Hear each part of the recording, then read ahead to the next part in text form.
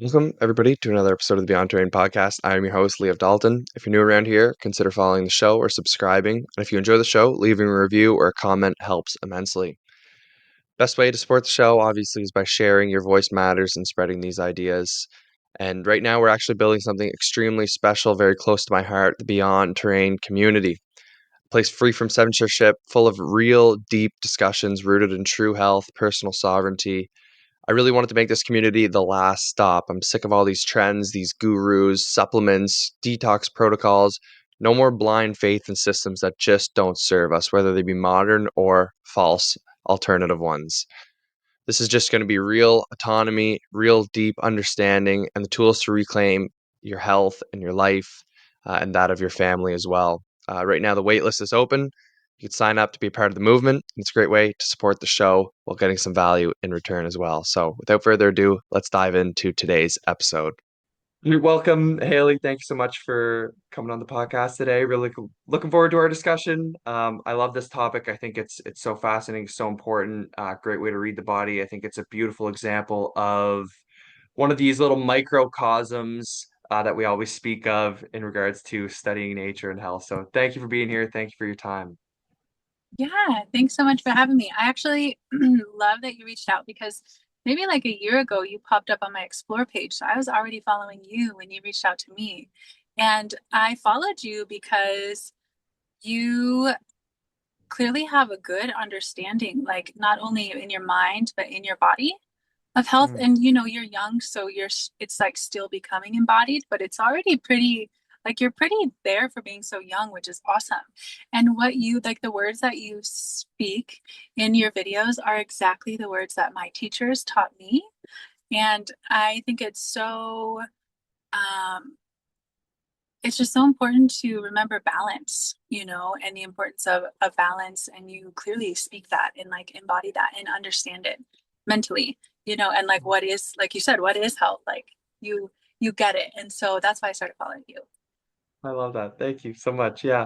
Yeah. That's great. Yeah, so that leads right into our first question. What is health? How do you define health? How does it manifest? I'd just love to hear perspective. It sets us up really well for the rest of our discussion. Yeah, I think balance is what health is.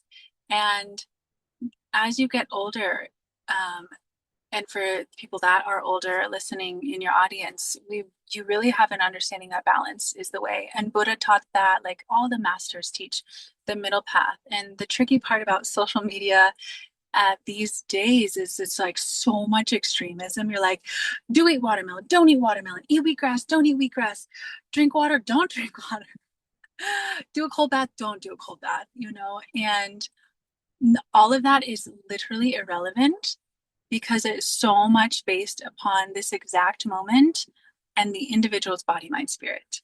And literally, the goal for health is balance because we have to feel good in our mind and feel good in our body, right? It's not just, oh, when my butt looks this way or when my colon is cleaned out, I'll be healthy. Because what if you're also troubled mentally? Versus what if you're happy as a clam mentally, but you're also a little bit ignorant and dealing with all of these health challenges. But what we find is that we would probably, like, if I ask you the question, would you rather have a perfectly, which doesn't exist, but would you rather have a perfectly healthy body, but a mind that's worried and nitpicking the little things? Or would you rather have, like, doesn't really matter what your physical body health is like, and a mind that's like peaceful and contented and, dare I say, blissful, you know? And Yeah, so, that's a great thing to ponder, honestly. Yeah. yeah, and that's why I'm also really aloof with my teachings because I'm not here to tell you what to do, when to do it, how to do it. It's more like, how does it work for you? What feels good for you? What keeps you balanced, body, mind, spirit? Yeah, we could do a cleanse. We could do a 10-day water fast, and that'll help maybe physically, but how's it going to help you mentally? Is it going to help you mentally? Great. If it's going to stress you out and you're going to become more of a hypochondriac about how your inner terrain is not clean, then really is a fast good for you, you know? And yeah, the key is balance because the thing is that you will never have perfect health. there's no such thing as perfect health. The only thing that's perfect about perfect health is being content. You know, we have that image of Gandhi as he's like being abused, right? And he's just like, it's fine, I've got this. And that's where health lies, right? Because having a human body means you always are ebbing and flowing with your body, mind, and spirit. Your body, especially. So it's almost easier to keep the mind still than it is the body because the body is so nature. You know, it's like the mind and the spirit are nature, but a little more cosmic, but the body is just nature. You know, it's like very earthbound. And we have our ancestral blood and we have everything that we've done in this lifetime. And um, and then now we have all these environmental toxins. So to maintain perfect health is impossible. What you want to do is ride those ebbs and those flows. And when things slightly go out of balance, you bring it back into balance. Maybe things are super out of balance. How do you bring it into balance and maintain that balance, you know? And even somebody like me or somebody like you, and people might judge, oh, you have perfect health because we see you and we hear you talking about this. But it's like, no, I have my own shenanigans, got my own SHIT, I have my own challenges. And what I've learned about the health intake form that you sent to me, I've been reading people's health intake forms for 15 years. And I love it. It has brought me so much mastery in my health because I really understand everybody has a thing. Everybody. That super famous person has a thing. That really hot supermodel has a thing. That super fit dude has a thing. Like everybody has a thing. And sometimes people get stuck in their thing. And so the more that we can normalize, everybody has their vulnerable parts or their weaknesses, the more that it's normalized and it's okay. Just like you're about to have a baby. And the most important thing that you can do, I think, doesn't matter what you eat, what baby does, like the best thing that you guys can do as parents is normalize it. Because if you get stuck in like, oh my God, this is really hard, this part, or this part's really hard, or this part's really hard, or that part was weird, or this part I'm freaking out about, the more that you talk about it and normalize it, you're like, oh, this is just part of being a human. And we all go through this. So I can do this because we all just do this, you know. That was a Amazing. long No, answer. I love that. It was perfect. So encompassing. You know, we're all on our own journeys and no journey is better or worse than the other. So I'm glad that you highlighted that point too. People that we perceive as, you know, perfect are always far from it. You know, people, everyone's going through their own journey, their own path, learning their own lessons. You know, the creator has this really interesting way of giving us all the challenges that we need at the exact right moment. So yeah, that's fantastic. Balance is something, you know, that I started to think about a lot even before I was on this sort of terrain kick.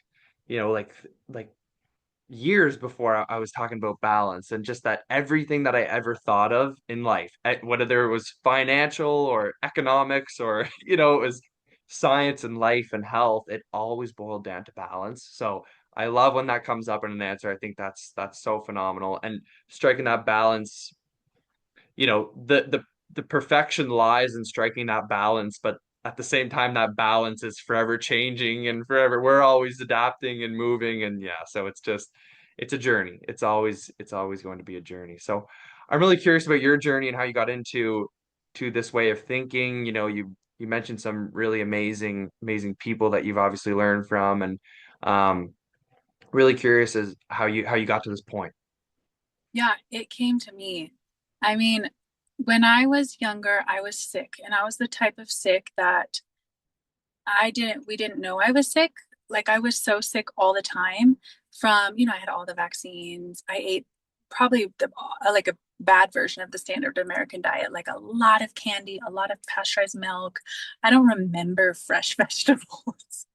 Like I don't remember that, you know, it was home cooked, but it was the American dream home cooked, you know, like frozen and packaged and Pop Tarts and Lucky Charms and just so like we had to drink pasteurized milk every day. And so I always had strep throat. I always had ear infections. I had like awful skin. I was just looking at my skin the other day. I'm like, look at me go.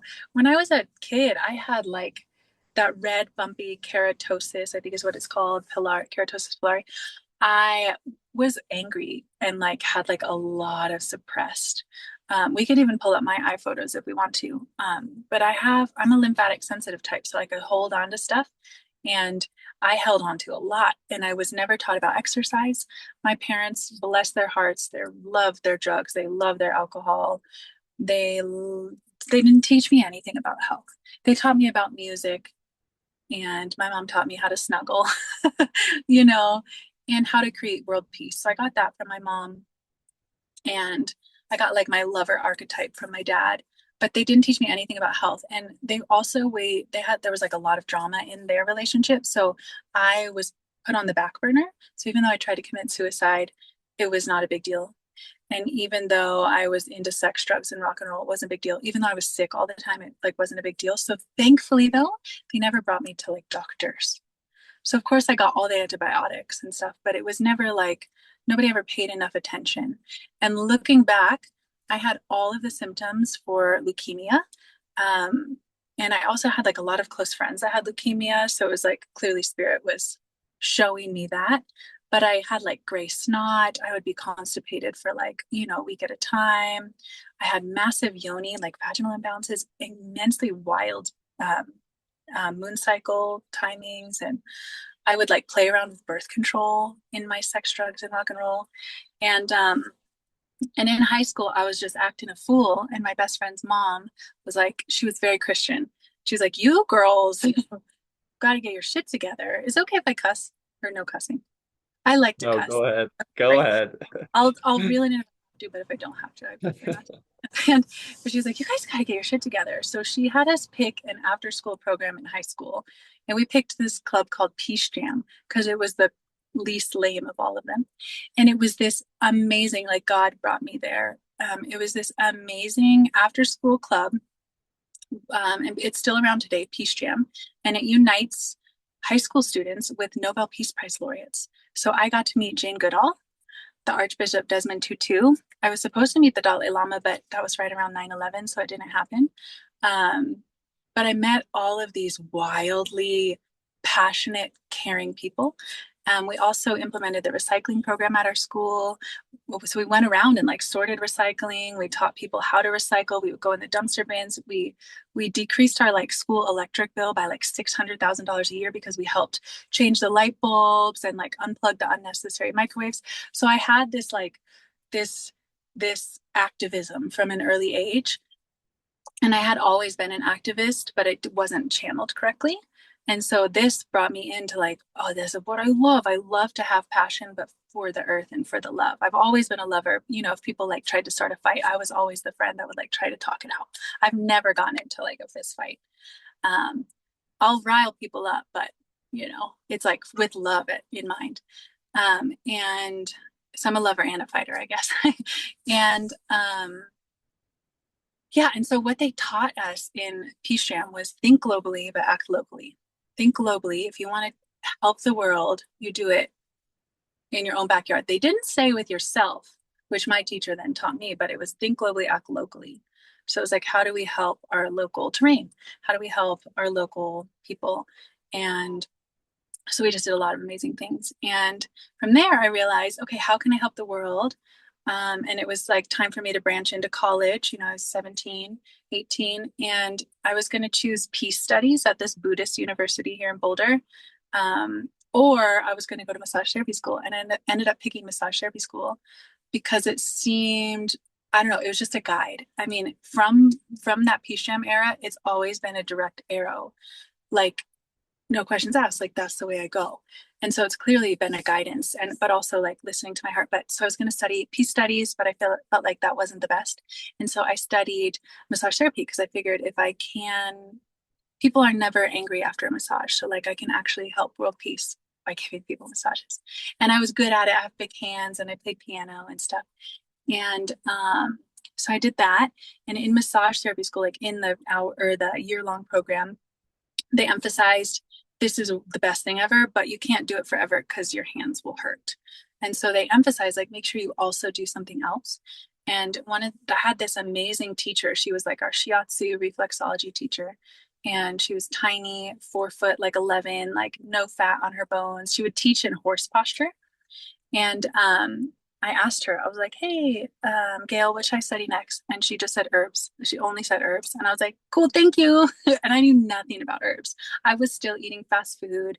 I still, at that point, I would take like, I think it was 6 to 8 ibuprofen every single day, just because I had headaches. So every single day I would take them, which is just wild to think about. And in massage therapy school, I started drinking water and discovered that you can drink water to help things in your body. And so I just went home and researched herbal medicine school, and I emailed the one, and she got back to me, and I immediately met her, and that's my teacher, Farida.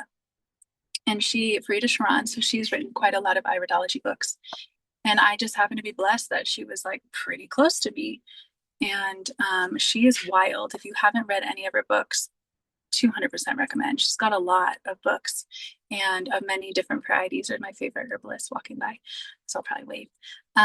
But yeah, she's written books about iridology, and she was the doctor of the entire country of Iceland in the 70s. She was the doctor of Jim Morrison. She was the doctor of the Grateful Dead. She was the doctor of like famous rich royalty in India. And so she had years and years and years and years and years of experience. It started out, she had breast cancer when she was 35. The doctor told her they wanted to cut off her breast, and she gave them the middle finger and found another way. And she was an intense teacher. She was like 5 foot, and she transformed me. I was young enough, I was 18, that I just did everything that she said.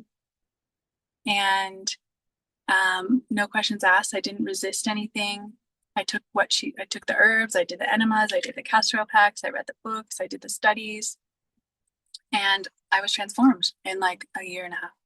Completely, like my voice changed, my health, everything was better. All of my relationships were better. She made me break up with this boyfriend, and I had like a wart on my finger at the time from that boyfriend. And as soon as I broke up with him, the wart fell off. But she was also intense. I've had other teachers since then, and Frida was definitely like a dragon. Like she would slap you if you needed it, kind of a teacher. She didn't actually slap us, but that kind of a teacher. And yeah, and actually so I studied to be a natural physician with her. She has this school, and it's similar to my school now. And you could be a natural physician if you studied herbal medicine, iridology, healing diets, nutrition, essential oils, homeopathy, reflexology. And I did the whole program just because I was like, I just drank everything up. And I was a devoted student. Like I would just go clean our house for fun. I was like very much a student. I love the student teacher relationship. I think it's so valuable and so underrated nowadays. Like I think it used to be a thing, and now people are like, oh, hey buddy. And it's like, oh, it doesn't work. If you want the two student teacher, it's like some kind of sacred agreement. It's very interesting. And so I was absolutely a student to her. And coming to my first iridology class, I actually didn't believe in it. I was like, ugh, I have to go to iridology. Everything else I loved. I was like, oh, it's time for that woo-woo shit. That's weird. I'm like, so my first class in iridology, I didn't believe it. I was like, I just have to take this class to get my diploma. And then just like, it was like, oh, oh, oh, oh, and now at this point, iridology is the most valuable assessment tool. Like it is so accurate. And I wish I cared about science because I would love to help like run studies about why it is true, but I don't care that much. But it would be nice if at some point we could prove it, because it's so, 7,000%, one infinite amount of percent. I know it's accurate, and it makes sense when you look into your eyes. If you're the type of person that looks into your eyes and is curious, which I have always been since I was younger. I remember being young, being like, oh, look at that. Oh, look at that. Versus some people are like, I don't know what color eyes I have. I'm like, how do you not know? You don't gaze into your soul all the time, or gaze into somebody else's soul. Like my brother just started dating a girl. I'm like, what are her eyes like? And he's like, I don't know. It's like, how do you not know? I can tell you every detail from our first interaction. Cool. And yeah, so iridology is amazing, and I love that you know about it. And yeah, for your listeners, like it is the most valuable assessment tool you could ever find. I've studied dark field microscopy, it's even better than that. I've studied reflexology, it's even better than that. I know how to read the body with my fingers as a massage therapist. Um, I've never studied, like acupuncture, the meridian lines or the pulse. Um, but I think it's even more accurate than that because you can tell everything, everything. Like you can tell the exact state of somebody's body, mind, spirit in this exact moment. And that includes the blood, the lymph, the organs, the nervous system, what their mind is doing, what their spirit is doing. It's very cool. No, it's absolutely amazing. The eyes are the seat of the soul. They tell the entire story of the body. Yeah. Um, I remember my first because I didn't grow up paying attention to eyes, but I remember distinctly when I started to become more aware of my external and internal terrain, because that obviously goes hand in hand. Um, it was like during COVID and stuff, and all you could see were people's eyes. And I started to know everything about a person based on the way that they were looking at me, because all I saw were the eyes. And so it was so interesting. I was starting to learn how to read people just based on their eyes. And I have a little bit more of a psychology mindset, I suppose, but Yeah. um, that's where I went. So I'm really curious, what can the eyes tell us? What are we looking for? What is this iridology stuff Well, anyways? it's technically, so you brought up the microcosm, right? It's technically the entire universe because you are the universe, right? So I've been studying, it's been 15 years now that I've been studying and practicing iridology, so I've looked at thousands and thousands of eyes, talked with thousands and thousands of people, photographed, drawn, read so many books, and but I think the reason why I've had such a good relationship with iridology is I've really dove as deep as you can into myself.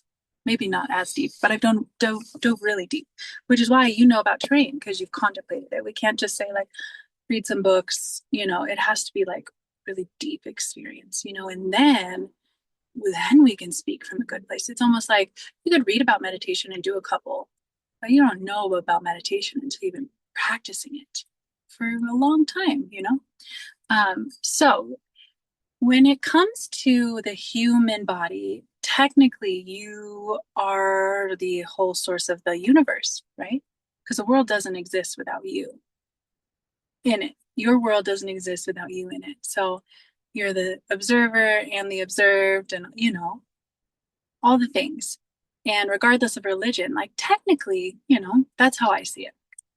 And um, so technically, the eyes are the whole universe, right?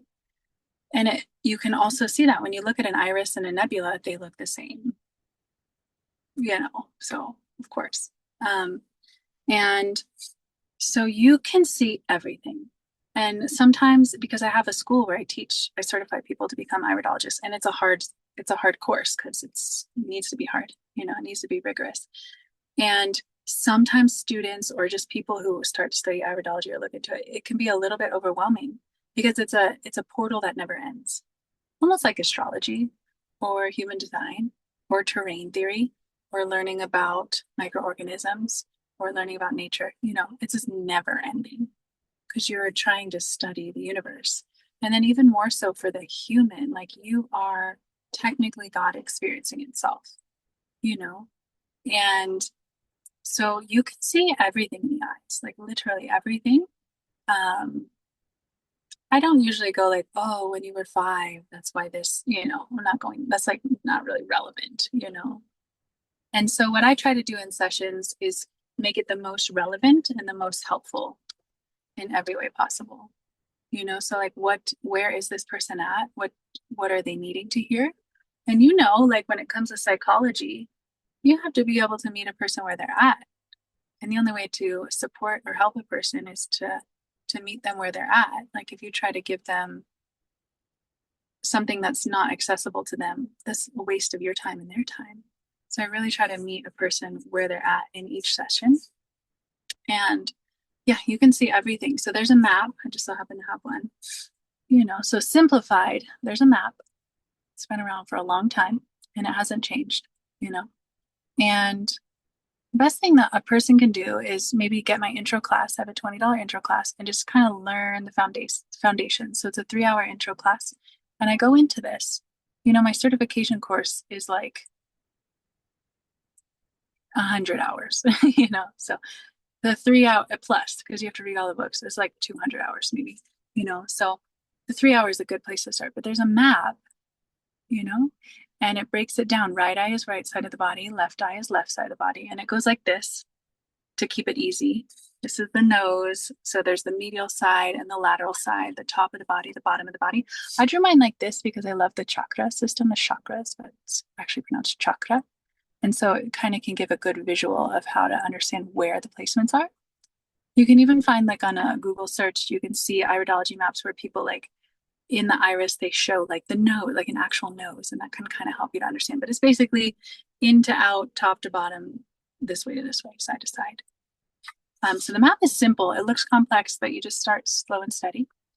And the way that my teacher had us learn iridology was from our own body. So we looked at our eyes and said, okay, this is a pigment. It's in my spleen area. This is what spleens mean. This is what pigments mean. This is what the spleen does. And so we really had to understand it from that perspective.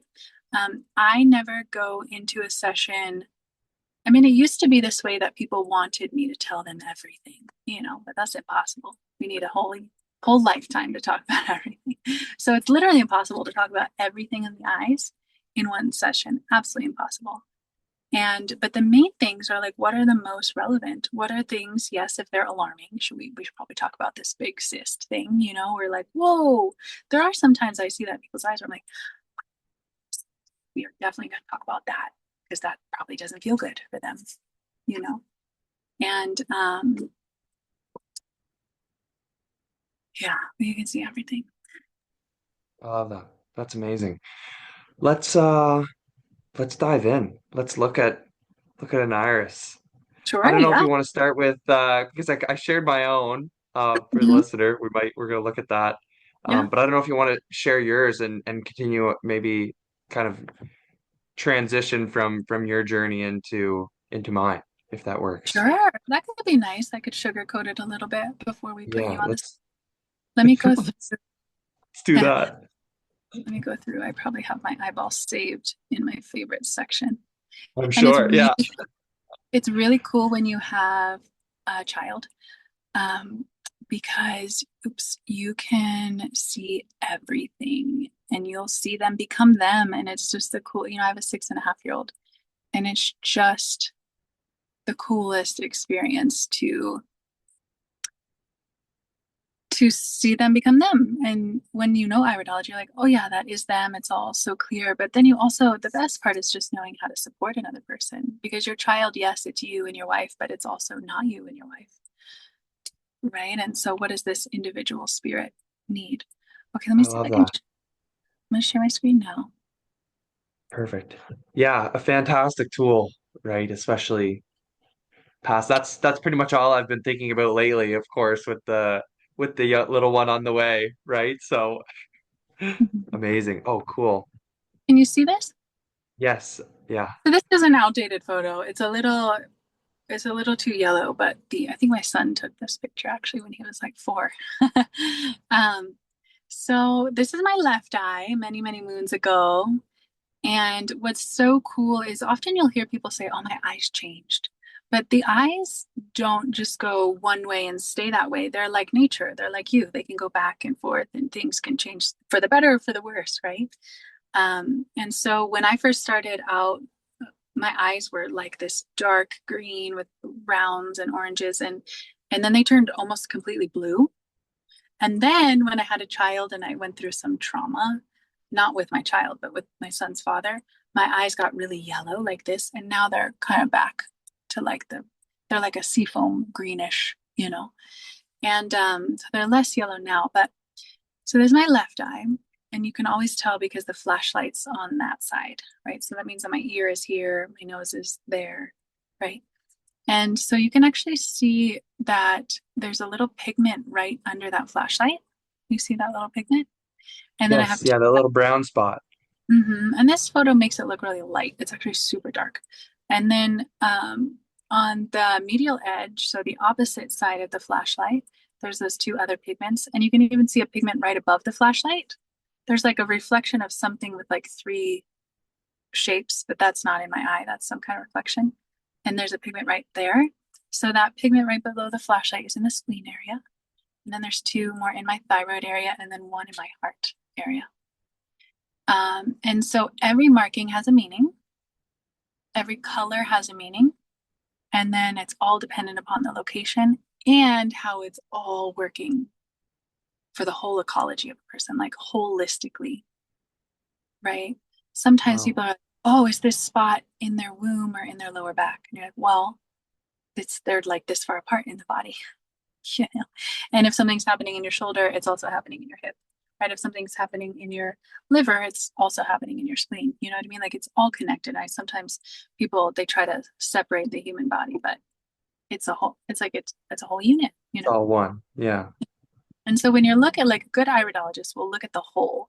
They will not send you a 5-page write-up of every marking and every meaning. That's like almost irrelevant. And is it really helpful? You know, I don't do write-ups anymore. I only do conversations because it just feels like such a waste of time, you know.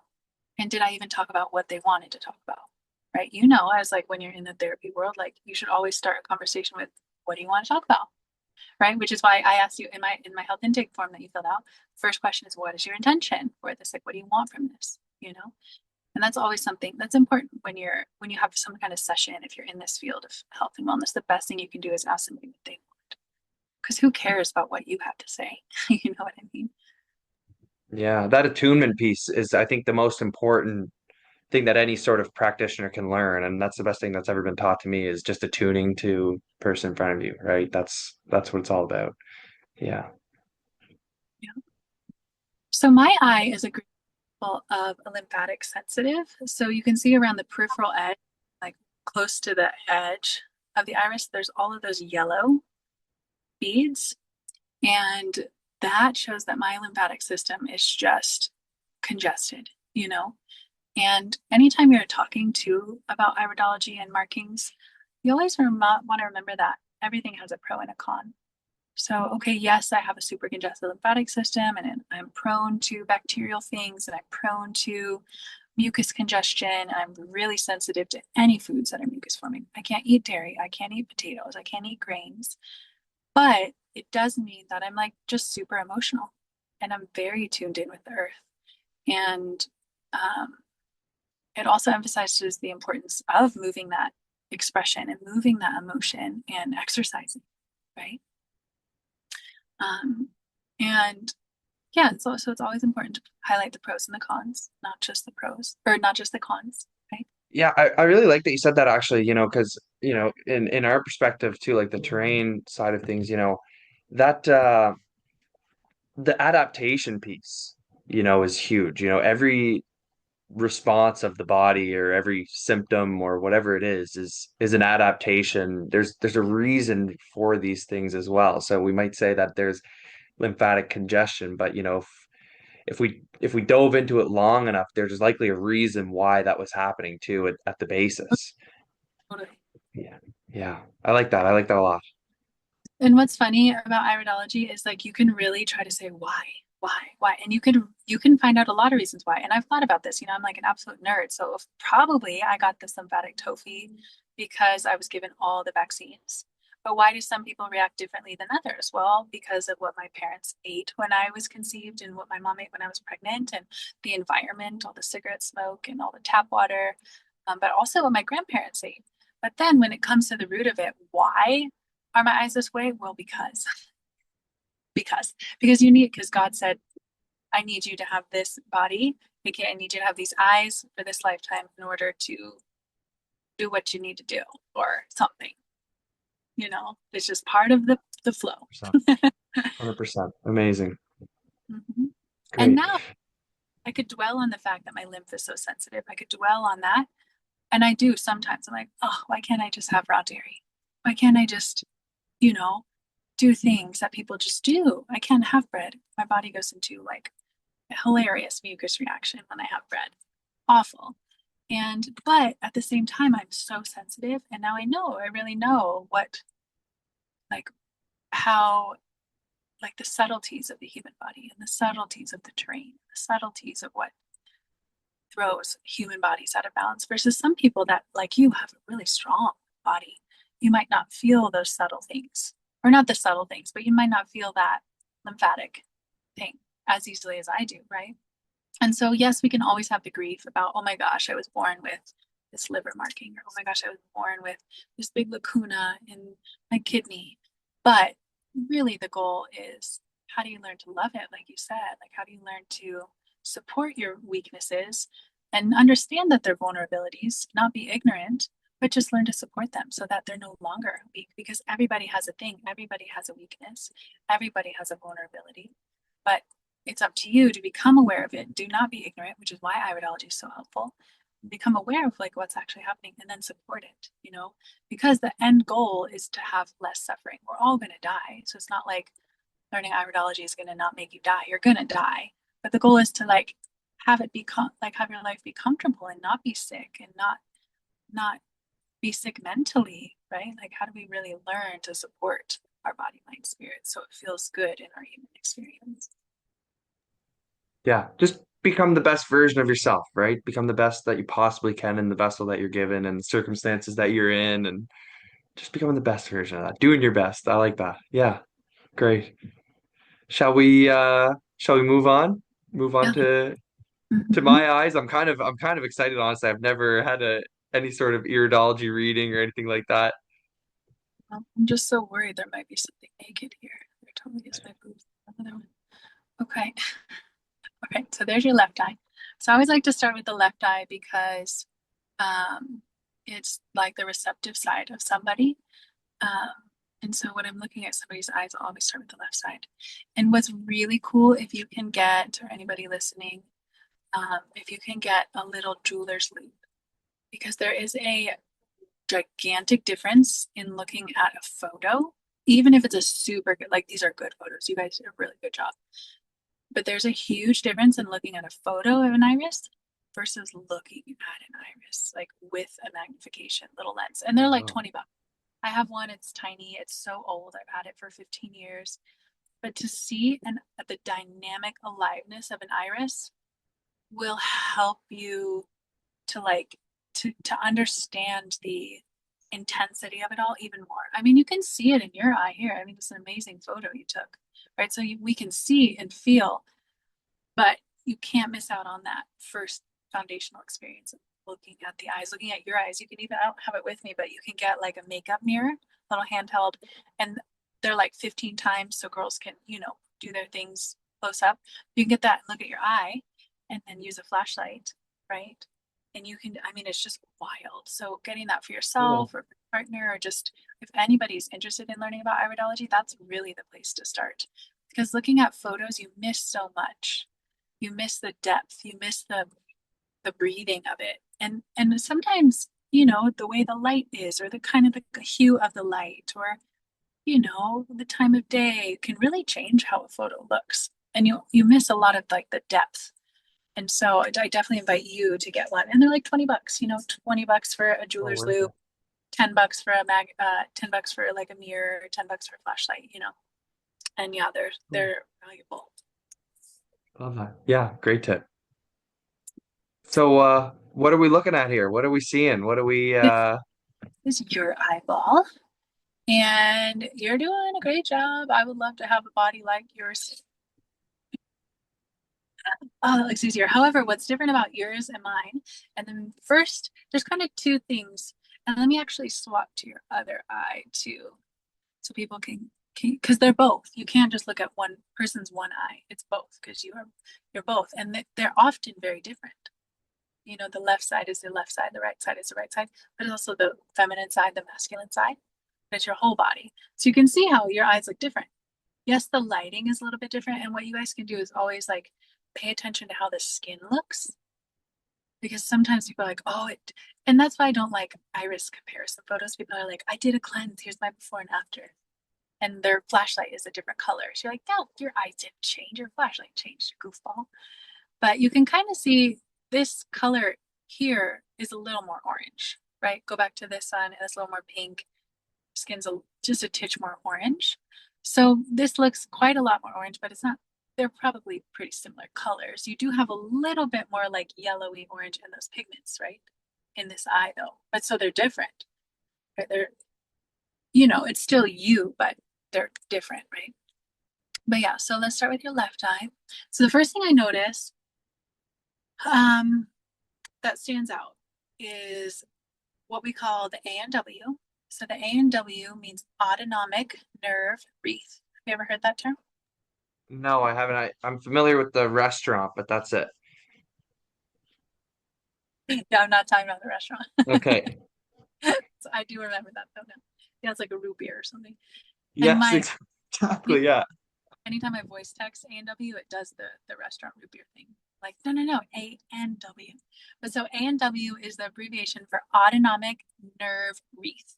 The autonomic nerve wreath is the dense nervous system that makes up your colon in your small intestine. You know, especially that your colon has a lot of feeling to it, mentally, emotionally, spiritually, physically, right? Like the colon isn't just a tube where your food and poop go process, there's like a lot. We feel our gut, the gut sensation, how your belly feels, it's how you feel. And everybody feels that way. And science is now discovering that there's like a much higher amount of nerves and neurons and like dense nervous system tissue in our colon in comparison to our brain. We think of our brain as like, oh, but our colon's pretty like, whoa, also when it comes to dense nervous tissue. So that's why they say nowadays the gut is like the second brain. It literally is. And it's such a dense nervous system structure that it shows up in the eyes. And it's that circle, that white circle. Wish I could point on here. I probably could draw. Might be too, I'm pretty not tech savvy. I don't want to. But it's the dense nervous. I could. No, I don't. I'll get myself into trouble.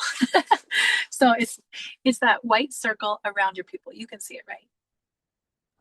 Yeah. So that structure, the ANW, the colon, the small intestine, shows up in every person's iris, but it shows up differently.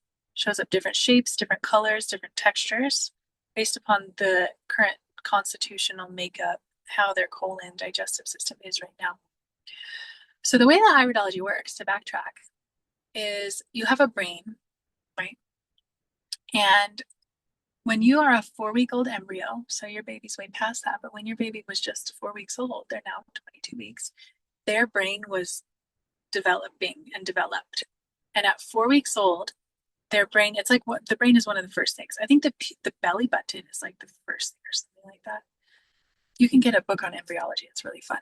But at 4 weeks old, the brain develops. And then it goes through this process called evagination, which means that you have your brain and then it extends, but also splits. So it's like here and goes into two. And the brain then becomes, at that time, it's called the optic stalk. But then as the embryo gets older, we call it the optic nerve.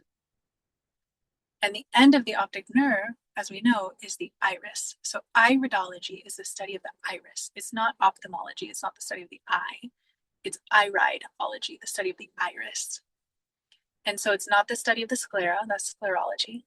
It's not the study of the white. It's the study of the colored part of the eye. And this iris is actually a muscle and it's nerve tissue. There's over 28,000 nerves. This guy hopefully sees that I've plugged in my, he's like the parking. Oh, good man. He ignored me.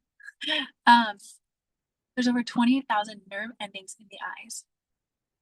So what you're looking at, and this is why it's crucial to look with a magnification and not just photo. When I was 12 years old, I got to go with my best girlfriend to an eye doctor appointment because she had glasses. And when I was 12, this must have been the start, but I didn't know at the time. I got to see her eye blown up, like a huge picture. And I was like, what the? There's noodles in there? Sometimes people will see a photo like this and they have no idea. They had no idea an eye looked like this. But it does, like those noodles are in there. And that's all nervous system tissue. And so what you're seeing is the brain extended and then the end of it. So you can kind of imagine like a cable or like a licorice stick. right? Because the brain is all these nerves, all these neurons. You can see me, right? You can see me, okay, because I'm doing a visual thing right now. But the brain is all these nerves, right? And when you extend it, and it goes through that process of invagination, the optic stalk, and becomes optic nerve, and ends at the iris, what you're seeing is like a cable, just like the spinal cord. We know that the spinal cord is that thing, but the other way. And then it branches out into every nook and cranny, right? So every nook and cranny up the spinal cord, the brain, it's like the loop, one end to one end, and the brain is in the middle. Brain and the spinal cord are kind of in the middle, but the brain is like the epicenter, right? And so when it becomes the optic nerve, it's literally like a licorice stick, or a cable, right? And if you splice that cable in half, it's like that perfect circle, and you can see all the cable endings. That's what the iris is. So what you're looking at is 28,000, something like that. I'm sure there's more of a specific number. I used to say 30,000, but I think it's more 28,000 nerve endings. And the iris is also a muscle. That's why it can contract and dilate and do all those things. It's because that pupil, right, opens and closes, opens and closes. And so you're seeing that endings of the nerves and muscle fibers in the eyes. So those wiggly noodles indicate a lot of the muscle tissue of the iris. And so the brain is an epicenter of the nerves, and that's the iris, right? It's extending down. And the colon has the colon and the small intestine, they have so much nervous system tissue that it shows up in the iris because it's like a concentrated zone of nervous tissue. So if you guys can remember my photo, I had that A&W because everybody does, because pretty much everybody has a colon and a small intestine, but mine was faint, like you couldn't see it, versus yours almost looks like a rope, like a mountain range, right? And okay, so if we can compare those two, if mine was calmer looking, like the tissues were more soothed, okay, on the other end of the spectrum, if it's raised and white and like a little poofy and literally lifted up, like if you were to look at this photo or if you were to look at your eye with the magnification tool, you would see it's actually raised up. Here, I just know it's raised up. But what it's actually, like if you were to look at it from the side, it's like a little mountain peak. And so as you learn more about iridology, you can understand that means that the A&W is raised, swollen, it has a white color. Not everybody's is white. Some people's might have the same texture as yours, but maybe it's orange or brown, which has a different meaning. So yours is showing me that your colon it gets inflamed easily. Like it just gets irritated easily, right? And you wrote in your intake form idiopathic stomach pain, something like that.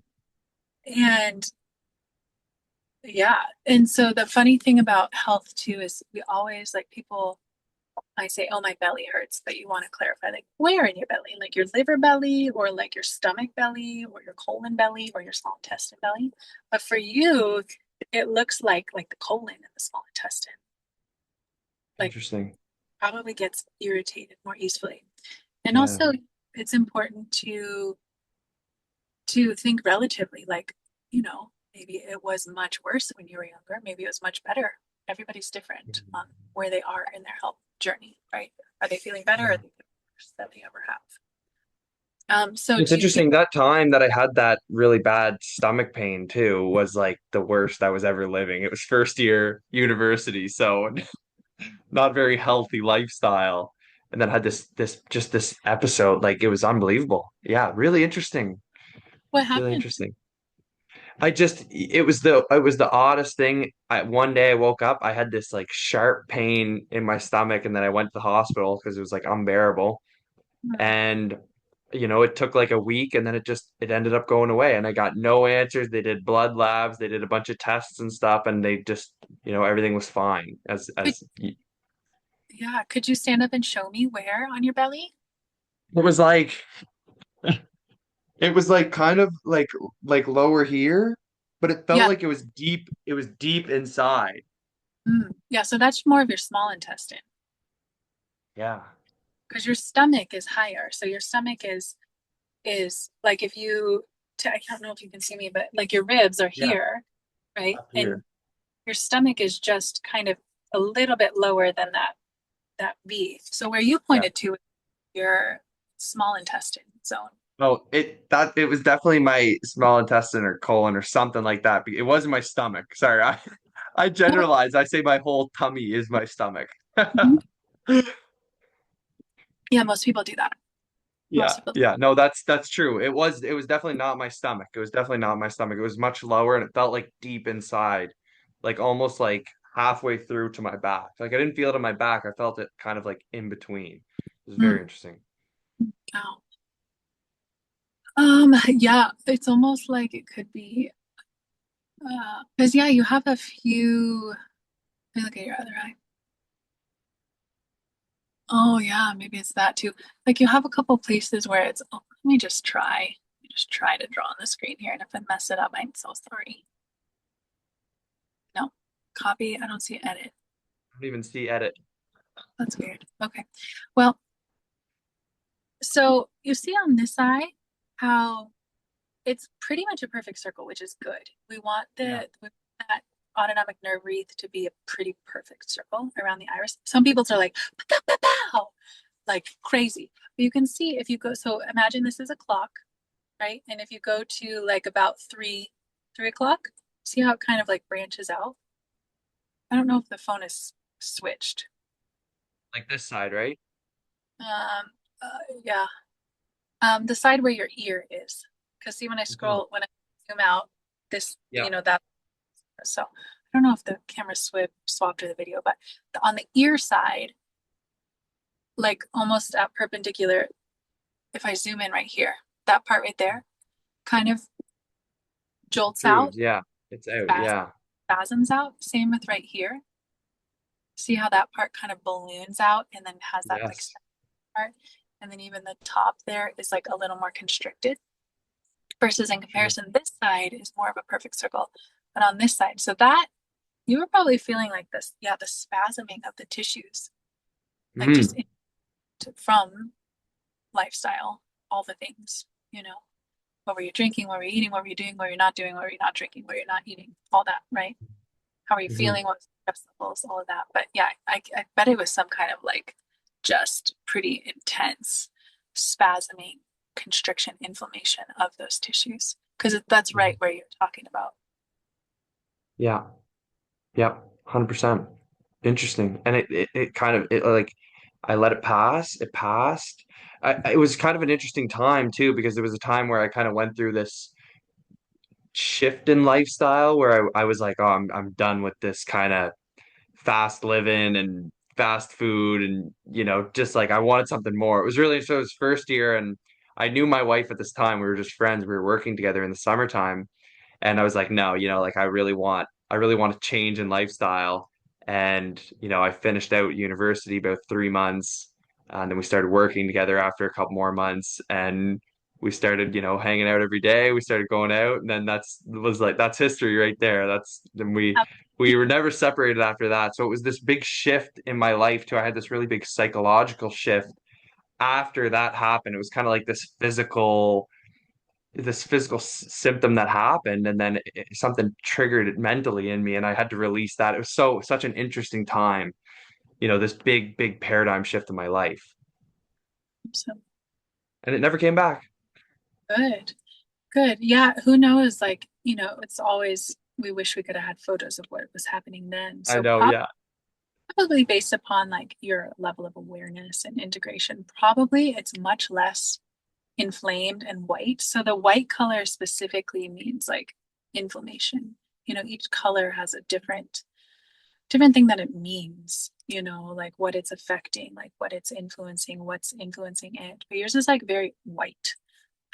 So there's that like almost like hyperactivity of your core. And that's good though, because you also don't want to have the opposite, which would be like gray and slowing. So to me, I think you probably feel pretty good. And as you age or as you go through stress, which I want a million babies. So it's not that babies are stressful, but babies are stressful. So the more that you can, and my teacher was this type, you're called immune reactive. After we're done, I'll send you some excerpts from her books of the immune reactive type. But it's like your stress comes from your core.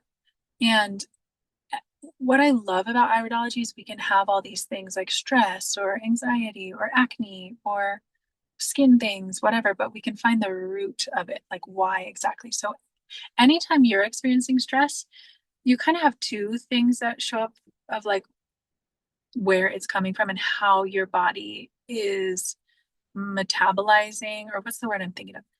Like what's happening when you're stressing, you know? But yours is coming from the nervous system of your belly. So I would recommend you make best friends with belly massage.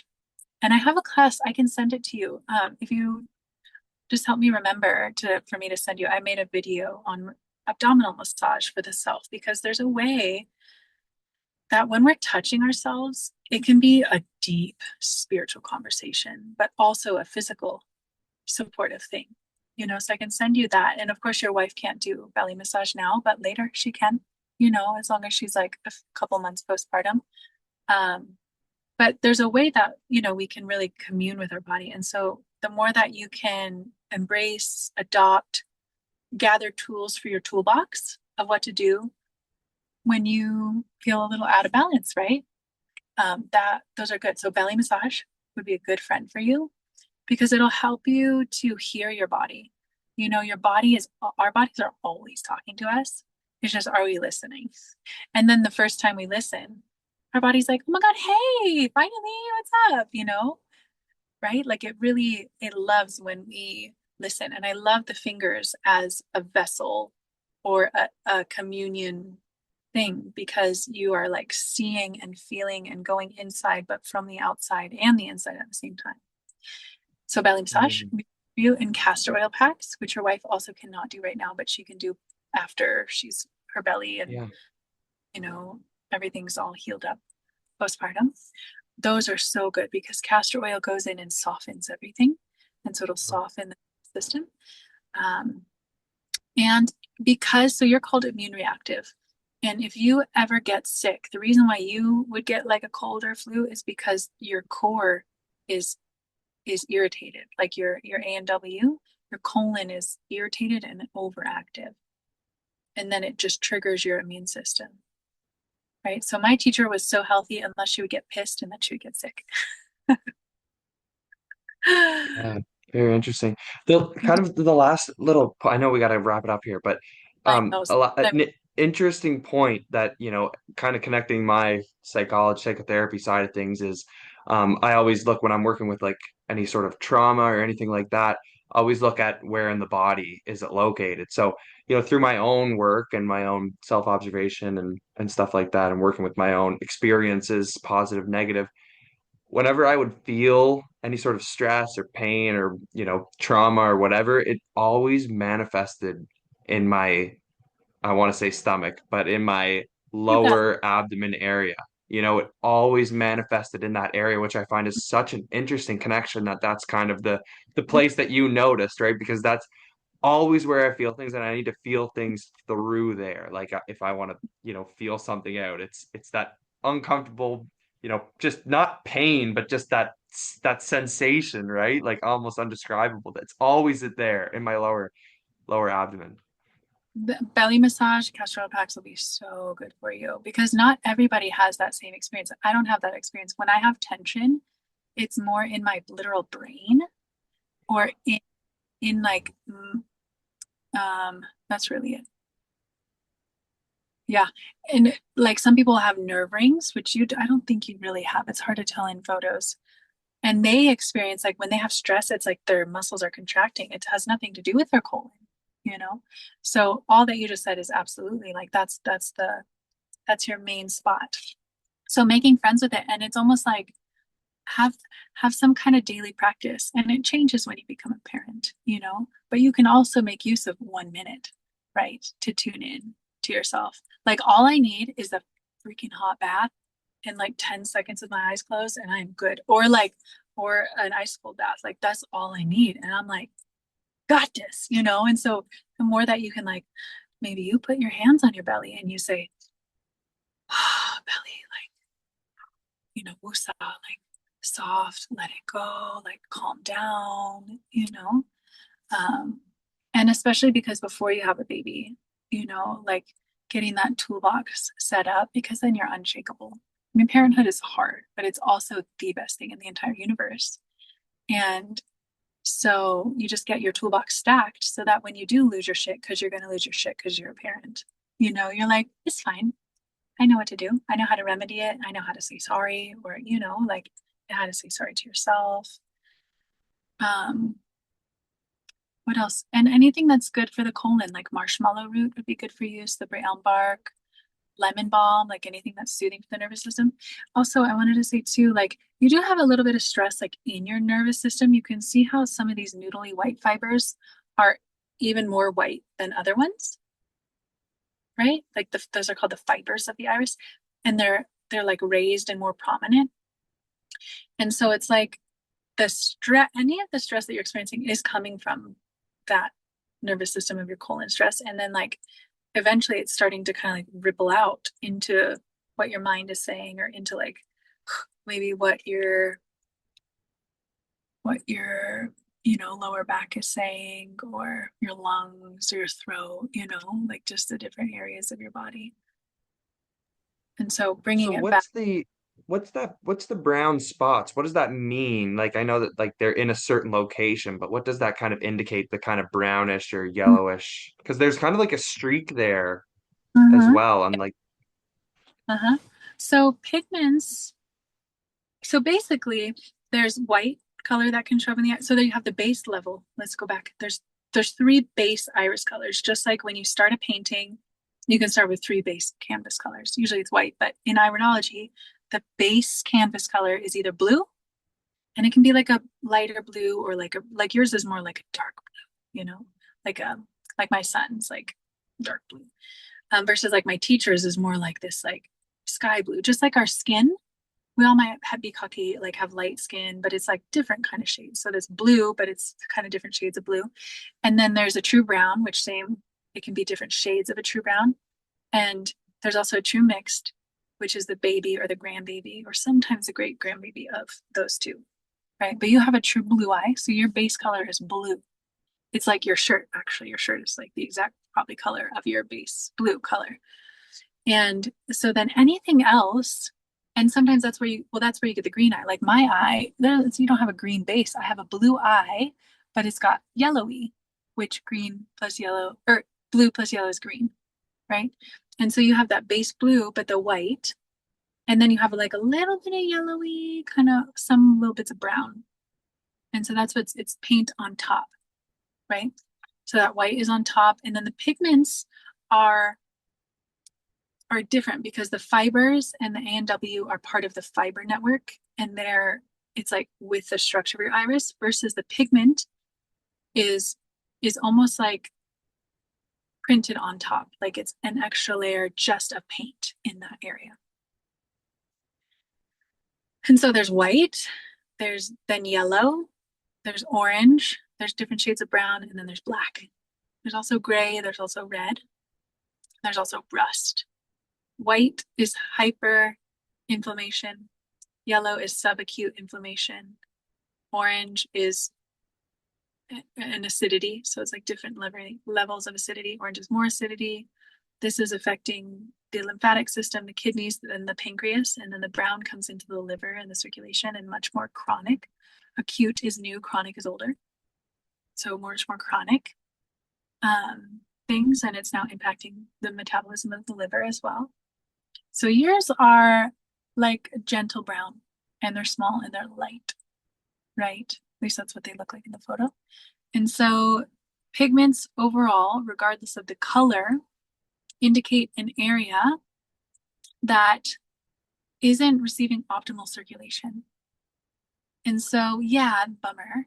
But also imagine if it was receiving the circulation too. That's, you can kind of look at it from both perspectives, right? Like I have tons of pigments in my eyes, so I understand them. Like, yeah, it'd be nice if my my thyroid functioned optimally, but it doesn't. So how do I make sure it does? Right. And so with your coloring, that's more of like a chronic thing. Once you get into pigments that are like orange, brown, dark colored, that's ancestral. So that was something you got from your mom, dad, grandparents. And what's cool is like you can get so nerdy with iridology. You can really understand which ancestor did you get it from? What is the lesson? You know, like where did you get it from? Well, I know that the pigments in my thyroid are from the chemotherapy and all the chemical drugs that my grandmother did, right? And the same with the one in this. Okay. I know the one in the heart is from my dad and his dad, right? Because of this, and this, this is clearly I had time before I had a child to dive into this. I don't think about these kind of things nowadays. I think about dishes and snacks, but and some adults conversations sometimes. But so these are ancestral, and that one that's in the top. So this is your right eye, right? And so this one is like at 12 o'clock. That's a unique spot because 12 o'clock, like that's technically this part. But because it's all connected, and you see, we were talking about the A and W, your colon is right there. It's like also right above your belly button.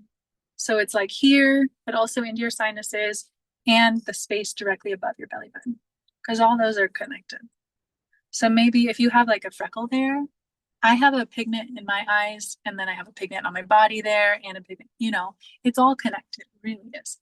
Um, but that's not only that, is that like part of your transverse colon, and part of the brain and part of the sinuses, but it's also like the section of the brain that we call the will for life and the vitality for life and the zest for life. And physically, it means always make sure you are supporting your brain health and getting enough circulation in and out of your brain. So circulation is the inflow and it's also the outflow.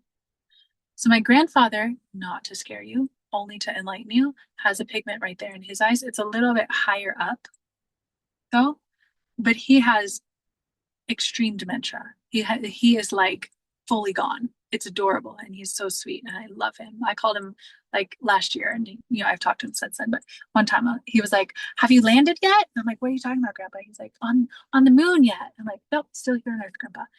So his is other things, and he's had chemo and tons of antibiotics and things that like poisoned his system and his liver stuff. But it's like, okay, so circulation, that's the uptake of nutrition, that's the uptake of blood, that's the uptake of oxygen, but also making sure that you're eliminating. So the circulation is the whole circulatory system. So inversions, my grandpa never did inversions. Head massage, spicy foods, and foods that are known to be good for circulation, or foods and herbs that are known to be good for circulation. So yeah, spices, high iron herbs like red raspberry leaf, yellow dock, nettle, yeah, and massaging your scalp hot and cold, showers or baths, and making sure that you put your head in it also, right? But yours is pretty light also, so maybe it would start to fade even as you gave it more circulation. I mean, you're clearly So like, interesting. yeah, your brain is fine now, clearly, like clearly. But just like my spleen is mostly fine, but if I'm not on it, I like sometimes it can ache, right? And so again, these things are not to scare us. It's only to just create awareness, and how can we alleviate our own suffering, right? So if our eyes show us something, we don't fear it. We say, "Oh my gosh, thank you so much. Now I know what to do about it." And then you have some holding kind of in your liver area. That's what this darkening streak is. And the liver's important, excuse me, it does so much filtering for the body. Just trying to look, I don't know, my brightness is so, oh, do I have that on? I do not. So you probably guys just saw that. So yeah, making sure that you're taking care of your liver, massaging your liver. Maybe you do some enemas, like a detox tea enema. I make an awesome detox tea. Or maybe coffee enemas are really good for your liver. Avoiding oily foods. I mean, you do really good with your diet, but if you're gonna have a snack food, just don't have shitty oils in it, And most like this isn't because of what you're eating and doing now. It's like the accumulation of your entire lineage and your life up until this point, right? And herbs should be a part, you know, like if you haven't started learning about your local bioregion, right? The herbs that grow around you, that's the best place to start, right? It's And so awesome. maybe find local herbs that are good for the blood, good for the liver, not because anything's wrong with you, but because you are nature and we're designed to have herbs that are wild all the time. You know, I'm drinking right now. There's herbs in here, right? The hearty herbal tea, because that's just what the human body is designed. You know, some people who are into the more carnivore or ancestral or primal diet, they're like, no plants and herbs or whatever. But to me, there are, they say, you know, humans have always eaten mostly animals. We've always been carnivores. But that doesn't make any sense. Plants have always been here. And we never just ate animals.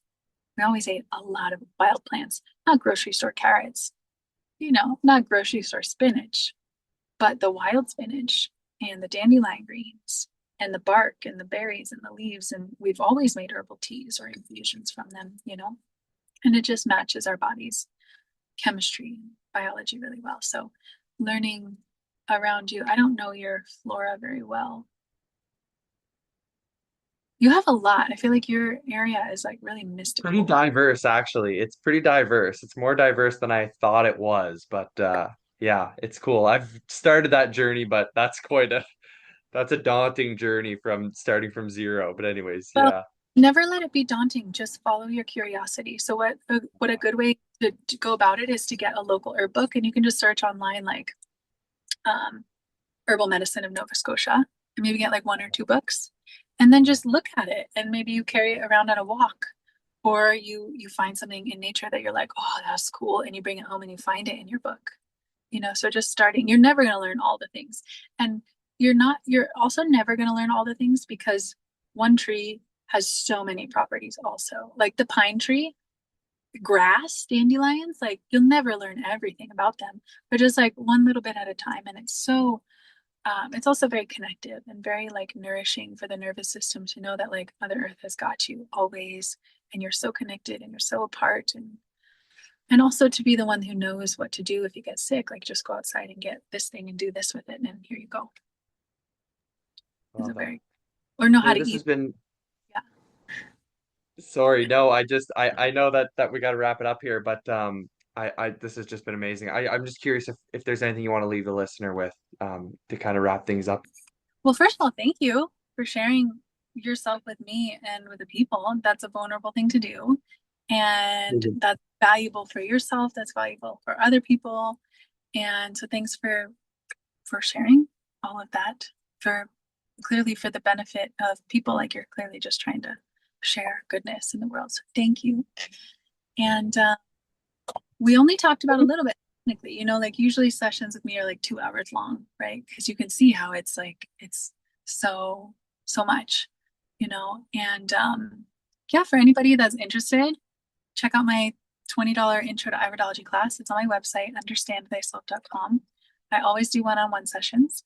I can do like an emailed video analysis, it's cheaper, or we can have a full 2 hour conversation and you fill out my health intake form prior. And or just, yeah, start looking at your eyes. You know, sometimes it's better to look at your eyes and really tune in rather than jumping into iridology books. But if people feel called, they can definitely do iridology books. There's some great, really simple ones. You would want to start with a simple one. If anybody wants to study iridology in depth, I have a really great iridology certification course. I also have a holistic health and detoxification certification course. And yeah, I guess the best thing to leave you at is remember that everything is good and nothing is bad. And as we start to learn about ourselves, we don't judge the things, we don't shame the things, we just notice. You know, we just notice what's happening and observe and do your best. Just like keep doing your best, understand that you're doing your best, and see maybe what your next best and even better could be. Phenomenal. Amazing. Amazing. Your website again was understandthyself.com. That's my What a personal one. fantastic handle. Yeah, I got it a long time ago. I'm sure I could sell it or something. But I do have my school website, which is School of Iridology. But you can find all of them together, like they're all linked. And then I do have an amazing medicine company. I don't think I have just a lip balm with me. Yeah, I ship to Canada and the US and UK and Australia. Well, thank you, Haley, so much for the amazing conversation. This has been absolutely amazing. Honestly, this has been a fantastic discussion. I'm sure we could have had, hours and hours I go on and on. of an episode. Yeah. So, but I really appreciate it. This has been great. Thank you. Thank you so much. And you reach out to me too anytime. We'll chat more after this. But if you want to know more or you want to learn about your wife's eyes and how I can share with you about your baby's eyes and what to look out for, I would love to keep the conversation going. That'd be great. Awesome. Okay. Well, thank you so much. You're welcome. All right, and I want to thank you all for listening. Just a quick reminder that this is not medical advice or any advice for that matter. This is for your informational purposes only. That being said, you are a sovereign being capable of thinking, criticizing, questioning, understanding absolutely anything. We in the greater forces are together self-healers, self-governable, self-teachers, and so much more. And this is why the Beyond Terrain community exists. This is why I'm so passionate about it. We are done chasing trends, supplements, magic bullets, victim mindsets. We're leaving all of this in the past. If you're ready to take full responsibility, build true resilience, and gain wisdom to navigate the health and life that you want independently, this is the place for you. Right now, the waitlist is open. Make sure to get in early to lock in that low price. Founding members have lots of perks and benefits. So make sure you go check that out over on the website. Links are all down below, of course. If you have any questions, criticisms, comments, or whatever about the episode today, please reach out on Instagram, beyond.terrain. You know where to find me. Listen, I really appreciate every single one of you for taking the time to listen. If you found the episode valuable in any way, please like, share, and support the podcast. Leave us a review or a rating. Goes a long way on the podcasting apps as well. And just remember, there are two types of people in the world. Those believe they can, those believe they can't, and they are both correct. So make sure to choose wisely. Thanks for listening, guys. Take care.